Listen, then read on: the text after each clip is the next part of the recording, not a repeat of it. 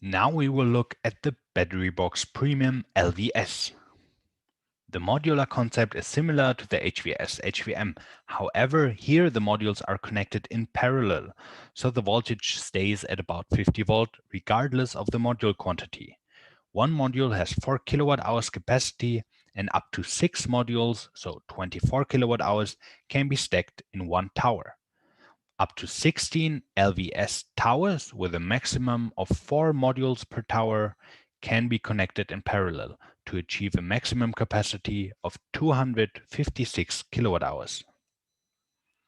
As mentioned, up to 6 modules can be connected in one tower.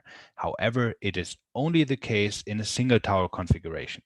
If multiple towers are connected in parallel, a maximum of 4 modules can be used per tower.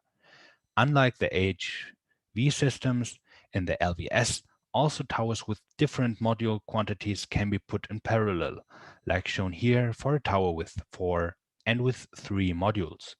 This is possible as the voltage is the same regardless of the module quantity. To check which configurations are possible for which inverter and for which kind of use, please again refer to the latest minimum configuration list available online. As mentioned before, please refer to the manual for the installation and regarding the safety instructions.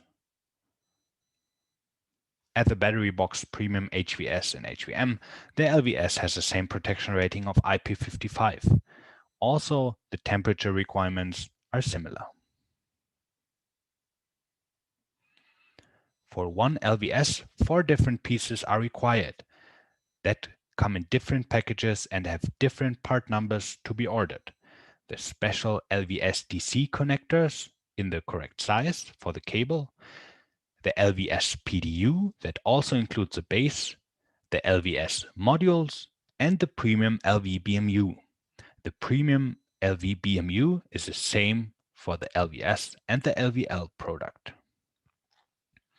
The installation of the LVS tower is similar to the premium HV installation. The difference then is the external cabling and the cabling to the BMU. The principle is shown here. All cables can be attached from the outside without opening the battery. First, the ground cable, which should be directly connected to the ground of the house. Then the communication cable to the BMU. As the LVS fulfills IP55, a special connection cover is used to protect the communication cable. The communication cable connection from the BMU to the inverter is exactly the same as for the LVL and the LVS. Again, dependent on the inverter, this might require a special communication cable. For the DC cable connection, the LVS has a special DC connection strategy, which allows to connect the DC cables without opening the battery and still allows for the high protection level of IP55. Therefore, a special LVS DC male connector piece has to be attached to the external DC cable. The LVS DC connectors have to be ordered for the selected cable size and can then be crimped to the cable as shown on this slide. In most cases, also pre-configured cables with the DC connectors already attached can be ordered.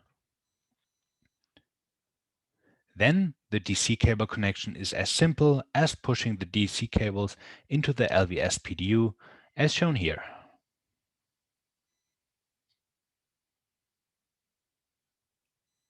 The parallel connection of multiple LVS towers is shown here in principle. Every LVS has a ground connection directly to the ground of the house. The LVS PDUs are connected with patch cables with each other. The first LVS is connected from COM-in to the BMU with a Cat5 or higher cable. The last LVS uses a terminal resistor on the out port. The DC cables should be collected with a combiner box or a butt breaker. After the cabling is done, the general startup procedure for the system should be first the switch between the battery and the inverter if there is any, then the battery or the batteries, and then the inverter. The batteries are switched on by pressing the LED button on one of the LVS modules for about 3 seconds. For switching off the system, it is exactly the other way around than switching on. First the inverter, then the battery. To switch off the battery, the LED button on the BMU should be pressed for 5 seconds. Then all LVS modules should turn off.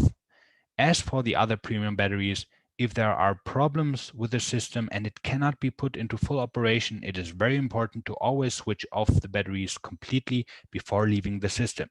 Here, all LEDs should be completely off. Also, the system should then be put into operation within a few days, or the service should be contacted. Please note that an improper handling can damage the batteries. Like in the LVL, there are multiple status LEDs in the system.